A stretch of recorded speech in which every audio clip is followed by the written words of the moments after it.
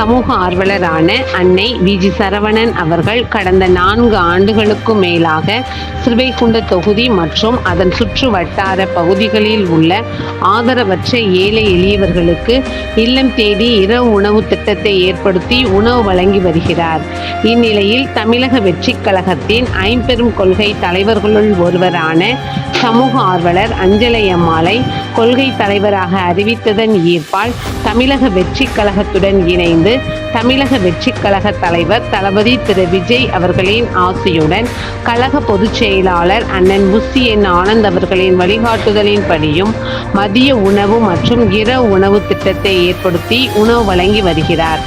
25/9/2025 அன்று ஸ்ரீவைகுண்டம், கோட்டைக்காடு, உண்டியலூர், ஏரல், கீழமங்கலக்குறிச்சி, சிறுதண்டநல்லூர் ஆகிய பகுதிகளில் உள்ள ஆதரவற்ற ஏழை எளியவர்களுக்கு மதிய உணவும், அண்ணா நகர், கொட்டாரக்குறிச்சி, ஆறுமுகமங்கலம், அரசங்குளம், மாரமங்கலம், இடையர்காடு, தளவாய்புரம், சம்படி, சம்படி காலனி, மேலச்சம்படி மற்றும் அதன் சுற்று வட்டார பகுதிகளில் உள்ள ஏழை எளியவர்களுக்கு இரவு உணவும் தமிழக வெற்றிக் கழகம் தூத்துக்குடி மேற்கு மாவட்டம் சமூக ஆர்வலரான அன்னை வி.ஜி. சரவணன் அவர்களின் சார்பில் அன்று 208 நபர்களுக்கு உணவு வழங்கப்பட்டது.